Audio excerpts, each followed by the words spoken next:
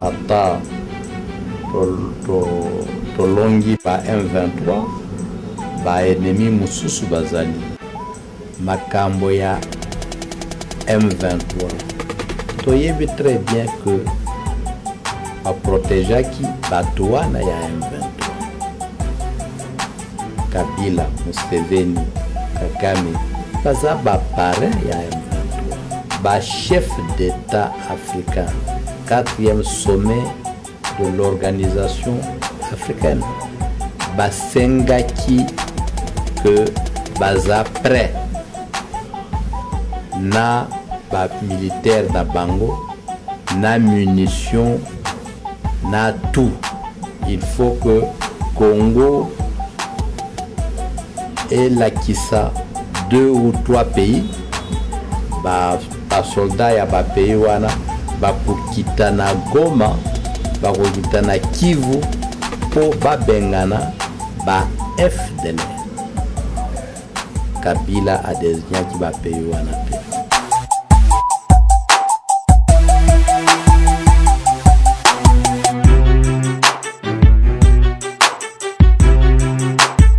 De Congo 10, bienvenue à cette émission Congo mon pays. Nous commençons cette émission comme vous le savez, et une émission autopée sera mingi actualité du jour, actualité de la semaine, qui ce qui se passe réellement na mboka na biso mboka Kinshasa, mboka oyo boutique biso na bino to sufaka to bundarase pour être bosomi justice pe ekota na kati na mboka na biso. Lelo po ya lelo to yambi professeur Kalele oyo azali professeur monene ya na université ya Kinshasa pe ya mboka na biso République démocratique du Congo. Mwana mboka abanga te alobaka vérité s'il y a vérité. Mbote professeur Kalele. Mbote François.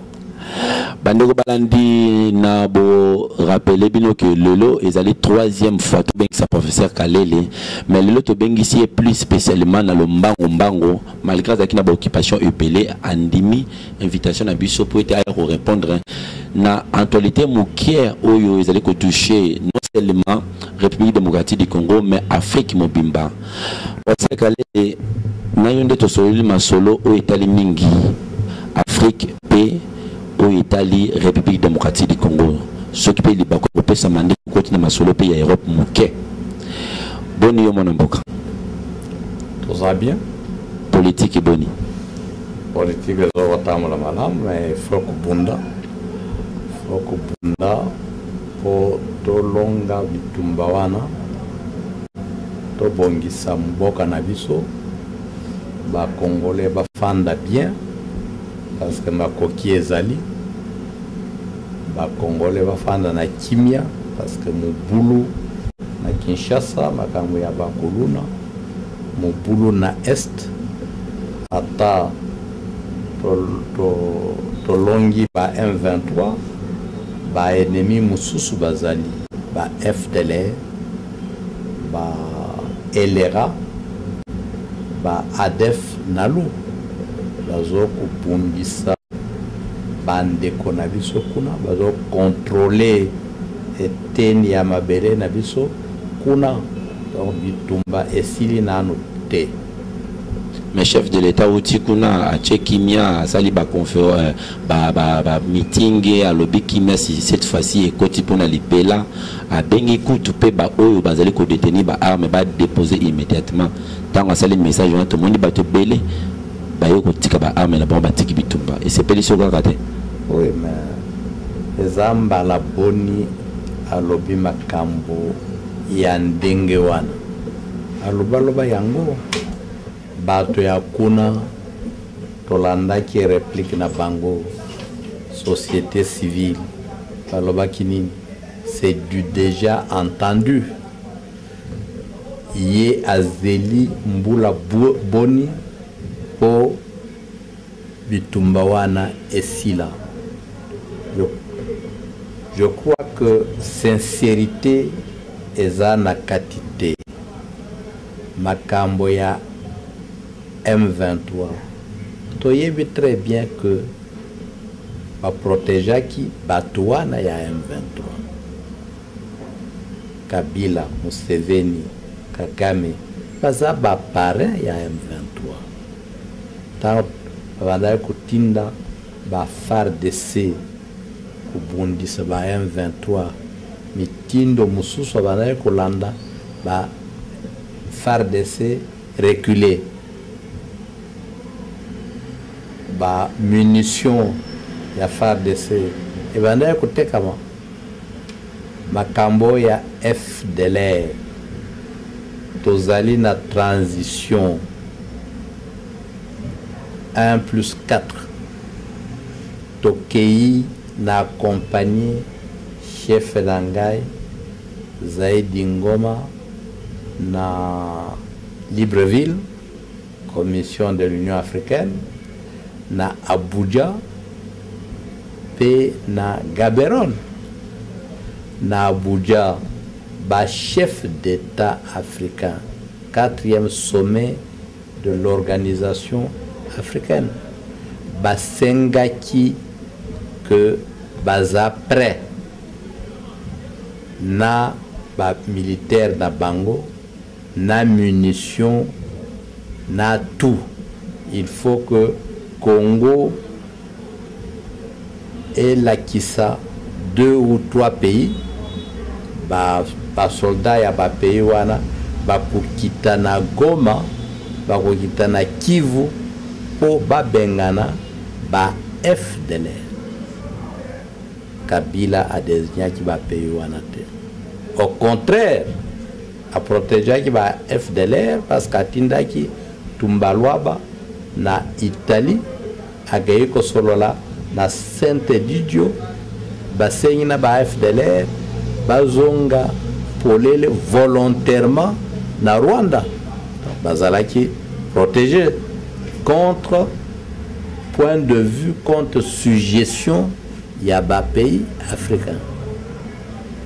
Isusu tomonaki Monsieur Kabila officiellement a bengisaki ba soldat rwandais na ba soldat ougandais ba kitaki na mboka oyo soi-disant oya ko bengana ba FDLR ba ADF Nalu na ba mususu ba kenda kite ba pesi biso ba communiquer leur capacité de nuisance a été sensiblement diminuée mais on comprend que makambo wana ezoko continuer les loyaux ba lobby bon ba FDLR ba sali communiquer biso toza prêt tozoka na Rwanda mais il faut Kagame a accepté dialogue na biso mais to yebi très bien que eza ba jeu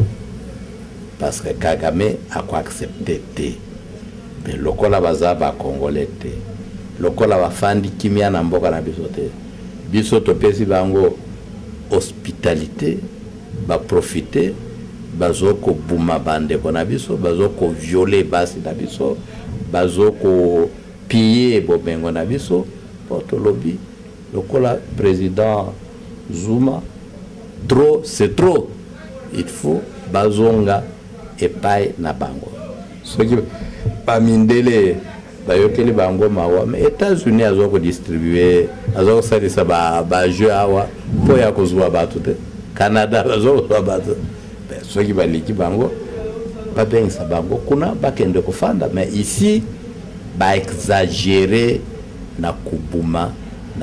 Pensez-vous que président de la République Joseph Kabila na président Kagame bazo sala jemo kona ba fandi sa ba FDL na katambo kona biso c'est sûr waneza exemple na PCO awa Union africaine a sengi batinda ba soldat na bango po ba bengana ba FDLR Congo apoyi na PCO na ba Congo ya ba Tumbalwaba.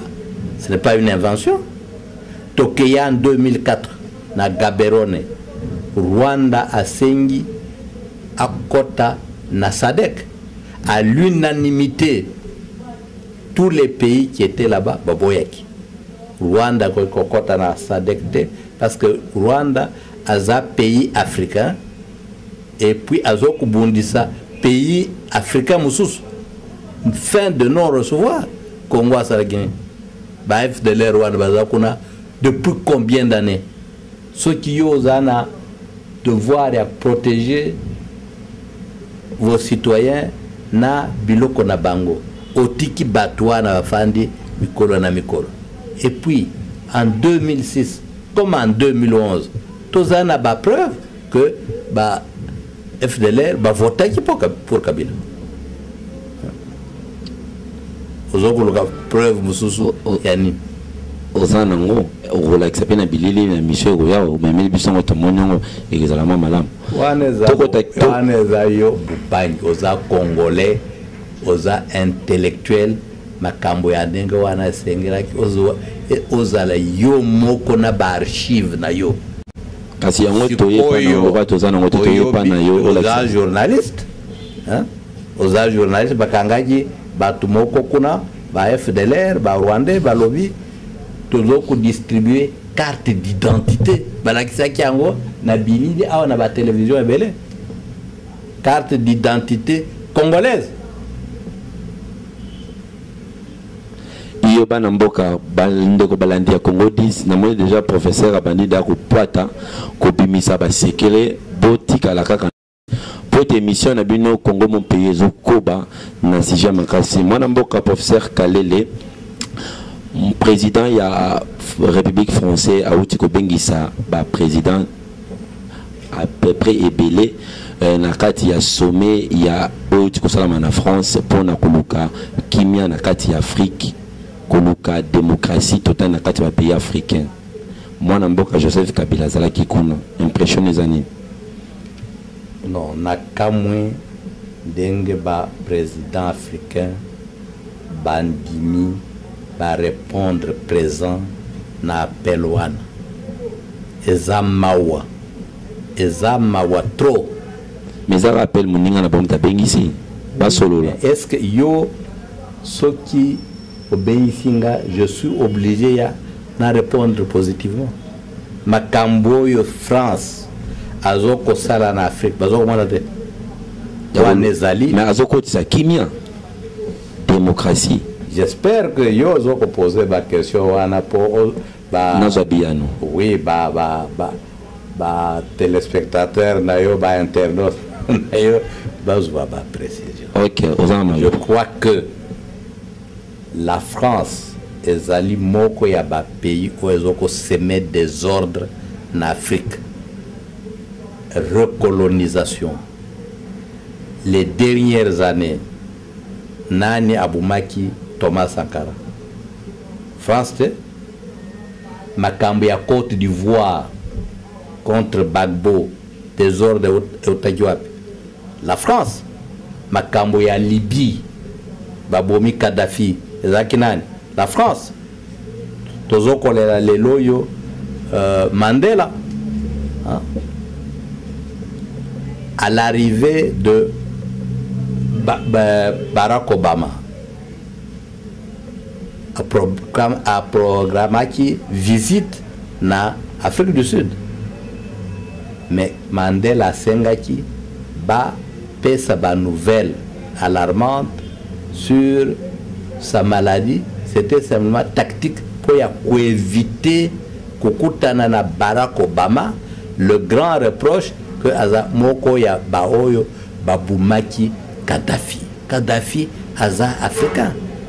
Makambo ya Mali, désordre kona eza France pour ya kubangana ba musulmans. Après la lutte contre le communiste, après la lutte contre les nationalistes, ba français baza les loyo na lutte contre les musulmans. Voyez makambo ya fils Front islamique de salut en Algérie qui a démantelé fils a gagné toutes les élections de base. France a payé mitindo annulé l'élection. Landi bango qui chef na bango na prison et puis on a dissous le mouvement. makambo ya bamouane oyo bazalaki tué, mais bazalaki tué par les Français bati yango na mutu ya ba yeya pour poursuivre ce pays là. Makambo ya guerre ya Kolwezi Mobutu ayokanaki na Giscard d'Estaing babouma 2 ou 3 Français pour permettre à la légion étrangère ya kokitana Kolwezi. Waneza ba fait palpable makambo ya Centrafrique qui met le désordre, c'est la France. Atiki Bozizé alingi Bozizé azonga na pouvoir azoko aider batu ya Bozizé ko semer désordre na bangi na travers Centrafrique. Guerre commis musulmans contre les chrétiens. Qui manipulait les chrétiens? Les Français. Président installé à Sengi Akendena, réunion ya ONU na New York. Boy kopé ça y est, passeport. A changé diplomate. Français na américain lobby diplomate oya Centrafrique na New York ko changer yété pour par rapport à du pouvoir na auto. Mais ça na kambona bangote. Boziza doit pouvoir comment? C'était par la guerre. Hein? Et puis Babengi président africain. Yé Akendaki à sa place Babengi premier ministre. Les lobes ont déclaration, il faut président Wana Akende. Akende simplement parce que Azali musulman et Tozana Sukoyo na guerre de l'Occident chrétien contre les musulmans. Makambo Monke Salamaki na Égypte. Morsi. Hein? Contre la lutte contre les frères musulmans. Bameki Lisusu na Tunisie pour Balongola Marzoki. Africain donc désordre ceux qui ont moni bitumbe koti quelque part na Libye kimia ezalaki tango babumi Kadhafi désordre koti na Nigeria kimia ezalaki constitution na bango et la kisi polele que succession ya pouvoir au pouvoir ezali alternatif ceux qui tout royaume chrétien a eu pouvoir, tout rekoya, il faut être la musulman. Bango basali désordre, bapesi, ba mandat successif à un chrétien. Débitumba ya Boko Haram. Très bien. Aucun de Mali, aucun de Côte d'Ivoire, aucun de Libye. On a une position ya ba français na Syrie. Basali makambo ya lukuta lokola ba oyo batalaki na Saddam Hussein babwaki na ba rebelle syrien gaz moko balobi o gouvernement abwaki il faut tokende kobundisa ye. C'est la même chose. Position ya France contre l'Iran. Très bien. Ba pays nyons africains comme occidentaux baboyaki Mobutu awa. Le dernier soutien, le dernier pays qui est resté, qui a soutenu Mobutu jusqu'à la fin, c'est la France. Donc, les loyaux politiques, il y a réseau Foccart, Mitterrand et Hollande, Aboumi Yangote. Au contraire, il l'a renforcé. Pourtant, lors de sa campagne électorale, alobaki akosala ingérence réseau wana ekufate makambo ya Kabila. Hollande na campagne électorale alobaki akoyamba akosolola akopesa mbote na bato oyo bazali mal élu. Mais quand le sommet France-Afrique, quand le sommet de la francophonie s'est passé ici, Ayaki, malgré protestation, il y a des Congolais. les loyo tomoni azo koyamba Kabila, hein, tapis rouge et tout ça. Il n'y a pas de sérieux dans ces histoires-là. Le matin, on dit une chose, le soir, on change. Mais au regard de tout ça, bah Sadogo, bah Dadis Camara, etc., la France est impliquée dans toutes ces histoires. Les lois à Bengisi, chef d'État africain, na lingina kende kotia kimia na ba pays. Mais il a fait ça avec la RDC. Kimia le sur le côté, c'est aussi grâce à la France parce que a entonné voix haute na ONU par rapport il y a massacre, il y a viol fait à la femme. Grâce à la France aussi a aidé Congo makasi pour être Kimia kota na ratamboka. Wanezali version na yo toyebi très bien que na monde mobimba France est le pays moko ezala encore na ba colonie Calédonie kuna etc. La France azali na une classe économique la plus agressive pays ni na en Afrique ezoui indépendance il y a vrai c'est intervention à gauche à droite bitumba à gauche à droite. Mais quel est autre pays azana ba militaires sur le terrain, les bases militaires, à part la France? Ceux qui, Congolais, bazana dignité te yakoloba, tokamba bamboka nabiso, tozua indépendance vraie, bakosala makambo lingi, okandisana mutu nabiso wana. C'est que la France fait là, ça s'appelle néocolonialisme. Aza critiqué même en France. Vous voyez bien, chute, il y a un sondage, il y a popularité, il y a Hollande. Alinga remonté popularité wana par la guerre en Afrique. Ce qui a gagné comme populaire, Aza socialiste. Quelle est la différence entre lui et Sarkozy? Il n'y a pas de différence. Hein? Bango baza kosala makambo ndenge moko. Sarkozy a côté ça qui des ordres à l'est. Ayambi ba diplomate africain accrédité à Paris dans un toast en janvier 14 janvier je crois 2008 ou 9 yebisi bango que il faut Congo andima à côté ça ba Rwandais mususu parce que bazamingi na mabele na ye andima ba Rwandais ba exploiter minerais ya Congo. Discours les premiers qui ont protesté contre le discours ya Sarkozy bazala ki ba journaliste congolais. Oye bien très bien. Est-ce que biso 50 ans après nous encore on a besoin de former les militaires na biso? Nani a formé qui va militaire chinois? Nani a formé les militaires zimbabwéens?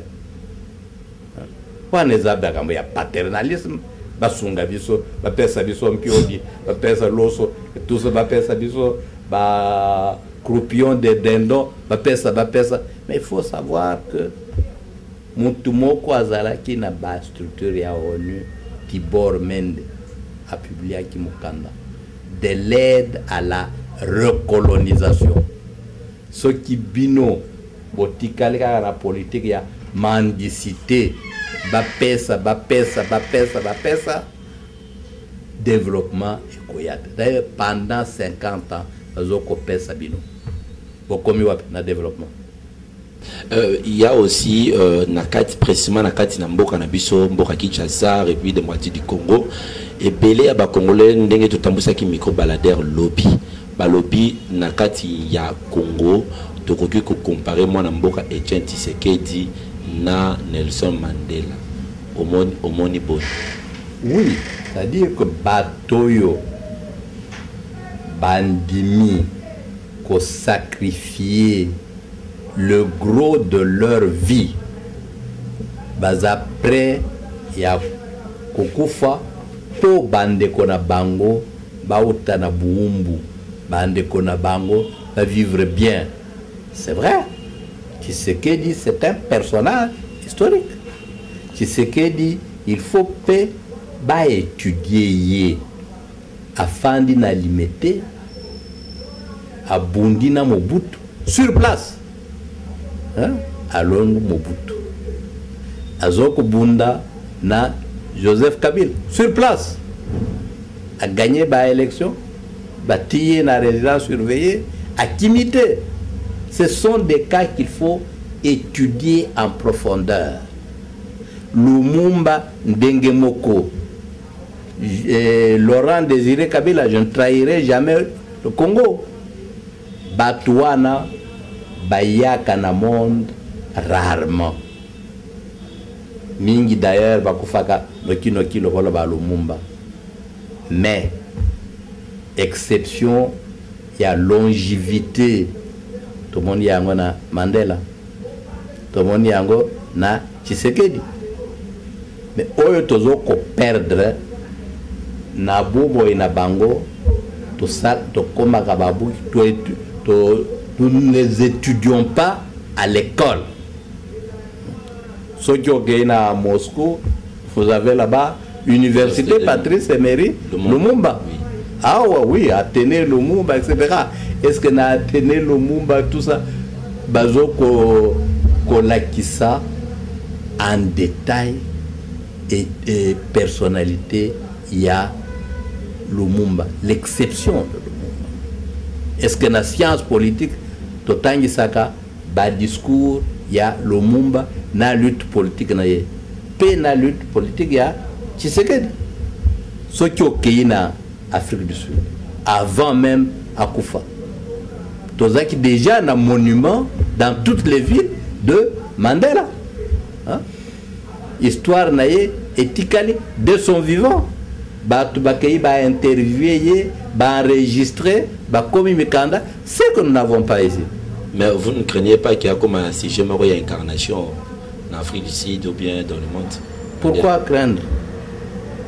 Pourquoi craindre? Tokota na mozindo na ma détail sur les phénomènes occultes. Nous n'avons pas affaire à des individus ordinaires. Babenga Kabango, les grandes âmes, les grands esprits incarnés dans les hommes. Le Kolaba Gandhi, hein? De grandes âmes. Makambo Bazoko Sala, Ezali Abatu ordinaire, le Kolayote. Makanisi Nabango, résistance Nabango, protection Nabango, et Utakawapi. Vous trouvez que c'est vraiment un fait ordinaire que Mobutu, spécialiste Mubumi, Abundana Tshisekedi a limité, sans protection aucune, et puis il échoue. Tshisekedi réussit à le faire fuir de la capitale. Ce n'est pas un phénomène ordinaire. Gandhi, vivant uniquement de lait de chèvre, une tasse de lait par jour, Abundanaba anglais, et puis a démantelé l'Empire britannique. Ce n'est pas un phénomène ordinaire. Nelson Mandela, 27 ans, à la disposition des Blancs racistes et qui pouvaient le tuer dans la nourriture, dans les médicaments, dans la chambre, etc. Ils n'arrivent pas à le tuer. Ce n'est pas des phénomènes ordinaires. Ceux qui ont la Bible, je crois qu'il faut lire cette histoire de Daniel dans le puits à Lyon. Est-ce que c'est ordinaire? C'est ordinaire.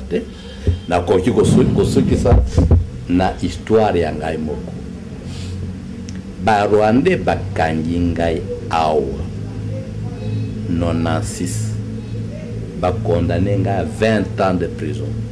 Na sali 2 ans de prison. Ba betinga ba cicatrice partout ici. Je suis mort 2 fois en syncope pendant plusieurs heures. Babouaki m'a malili de chambre froide. bakei na ngai na CNS je crois na bureau ya Ngwanda ya Karawana. On m'a battu de manière réglementaire. Et puis, c'est un appartement à étage, le cola à Ouattozali. En bas, un étang avec des crocodiles nourris à la viande de chèvre ou à la viande humaine. On m'a ligoté les bras, les jambes. Ces crocos étaient affamés pendant 2 jours pour bien me manger. Nous arrivons vers 23 heures, on allume, on tire une sonnette, les crocos savent qu'on va maintenant leur amener à manger. Je vois le croco prêt à me manger. Je suis ligoté, je ne pouvais pas fuir, nous sommes à 23 heures. 4 Rwandais me prennent, me soulèvent pour me jeter dans cet état.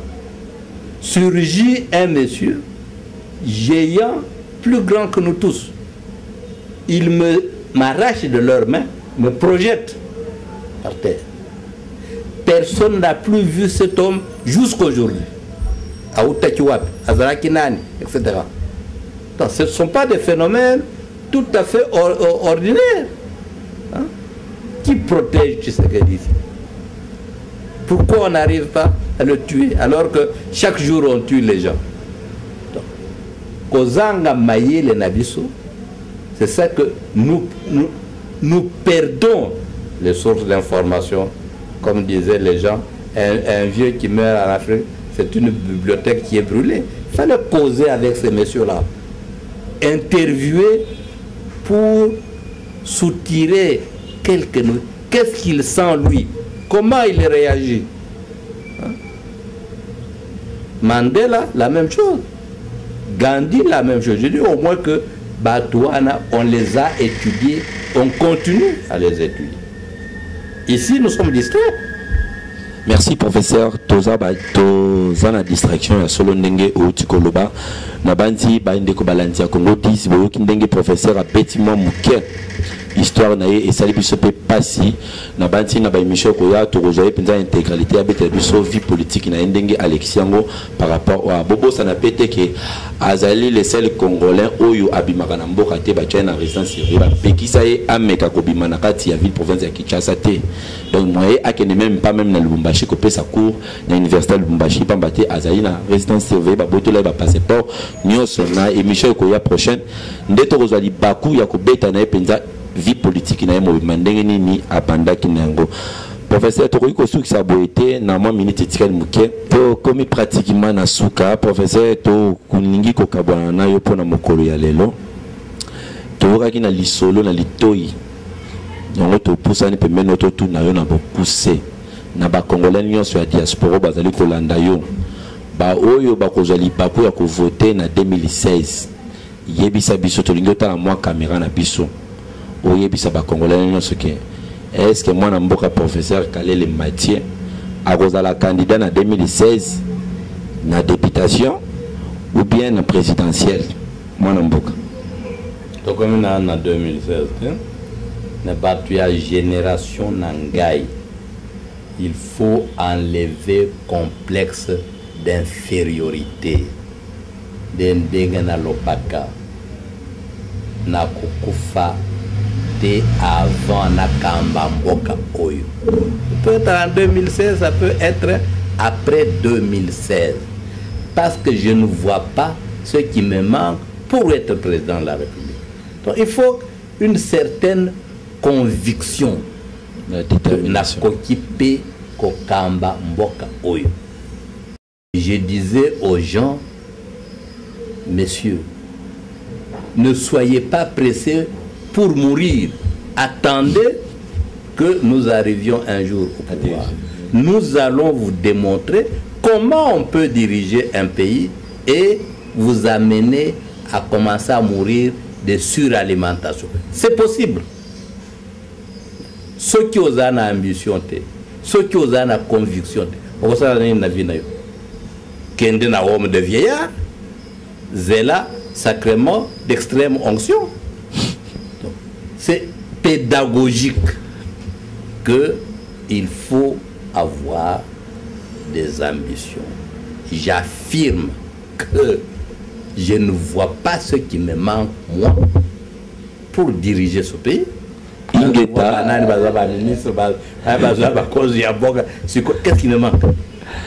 Ingeta bandeko balandi ya Congo dizitala awande tokomi na boskuse bolandi ye mokowe auti koloba et là kisi ke bo comprendre na explication na ye eloko moko te ezozanga ke a dirigé mboka oyo na pesibino. Merci mingi également na professeur Kalele ndenge a andimaki invitation na biso na pesi. Merci mingi na PDG na biso kuna ya Congo 10 na mboka Londres na tangi kombo mingi Pierre Fikula Nzinga na famille na ye mobimba Fikula na bosanité mwana mboka Simplice Simplice mwana mboka. En tout cas merci mingi na yo na ndenge zo assurer technique mobimba kuna na mboka Belgique na bosanité BBC Nkiala yo penza journaliste la solo kuna na mboka Belgique pe na bandeko balandi nyonso balandi biso botika la malamu na ba combattant résistant pe ba combattant mobimba ya o bazali ko résister po ete mboka na biso ezala toujours mboka